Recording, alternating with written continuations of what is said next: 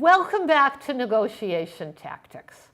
Now, last week I introduced the importance of thorough, in-depth interest identification for all parties, and then the tool of framing collaborative win-win questions to stimulate ideas for mutual gain. I had promised I would continue with the next step, which is brainstorming ideas for mutual gain. And as I do in most weeks, I'd like to turn to a PowerPoint to help me with this. Now, if you remember, and looking at the PowerPoint, I will help you remember, Neil Rackham's research found that the best negotiators zealously seek options for mutual gain.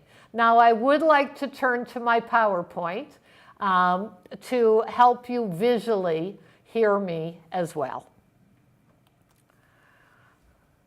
Now, what I have found with our students over the years, over the 13 years that I have been teaching in NCRP at Dominguez Hills, both distance classes and campus classes, is that our students generally are very strong listeners compared to the average population. In Californian students, and I have also taught Californian students of peace studies at UC Berkeley, as well as dispute resolution students at Pepperdine Law School. Overall, I have been quite impressed with their empathetic listening. I would say it's the most outstanding, sincere, empathetic listening I've seen in my time teaching around the world and throughout the country. So I'd like to credit those of you watching who are Californians, either born and raised here or have lived here much of their lives with that. What I see, though, are also stumbling blocks. Careful listening is where I normally know most of my students are going to earn maximum credit. But when it comes to actually taking leadership of a process, whether it's negotiation, mediation, arbitration, a group facilitation, they're not as likely to feel comfortable taking a lead. Now, I've taught both undergraduate and graduate students, and many of you are very successful professionals, but you still seem most comfortable with following someone else's lead, and that is something you need to work on to be an effective negotiator.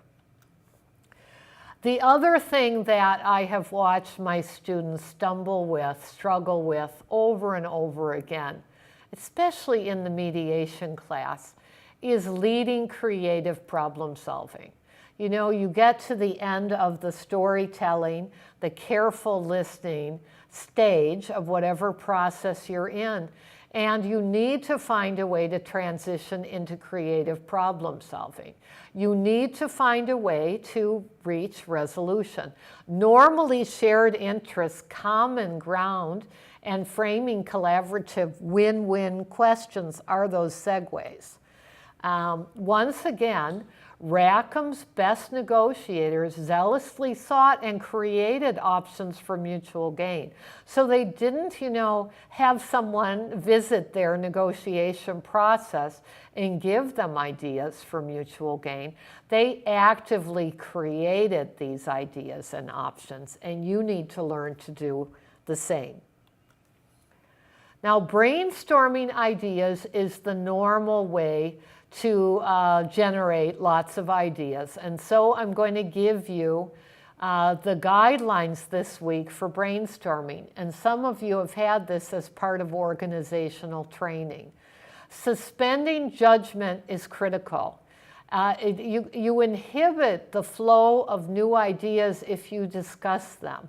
If you start to criticize, reject them, do any kind of evaluation. So we, in win-win negotiation as well as facilitative mediation of others' negotiation, separate the creative brainstorming, generating of options for mutual gain from the critique, the evaluation, the criticism process. They must be separated or you're going to get all clogged up.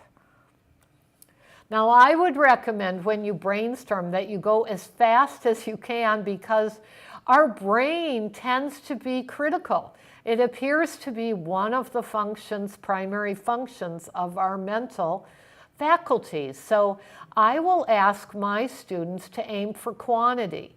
That means you are not even considering, is this a quality idea? Is it an idea that will work? No, you're aiming to generate as many ideas as you possibly can. You worry about evaluating the quality later. Now, if some of you have studied creativity, if you've had innovation workshops, you know that open, playful minds that don't wrestle with difference, in fact, they embrace difference and use it for the play, are what are required for creative problem solving, at least the highest quality creative problem solving. Now, some of you, I usually have some students who have studied theater, who have studied improvisation, which is wonderful. You are all resources to help your classmates with this. If you were taking an improv class with me right now, I would say you never reject what your classmate gives you. You always lift them up, you support and affirm. And this is the, in brainstorming language, we talk about piggybacking off of others' ideas. Use them. Say yes. Create something from whatever idea is presented. Yes, wild and crazy is good for brainstorming, and I think it's good for any adult. Especially during these very serious times. You're in a negotiation tactics class. I would hope that you are having fun with each other and fun in your daily life as you are practicing all of the negotiation tactics. I think that's it for my PowerPoint. You know, I have a student visiting from Germany, a law student visiting from Germany this semester. And she gave me a great compliment. She's studying negotiation tactics with the Harvard model. And she has said that she has studied the Harvard negotiation approach before, but she never appreciated the power of practicing these skills, how they make a difference in all aspects of her personal life. And she imagines they'll do the same in her professional life once she returns to Germany. I'm hoping to help you have that same experience in walking you step by step through these skills. Have a great week practicing these skills. I'll see you soon.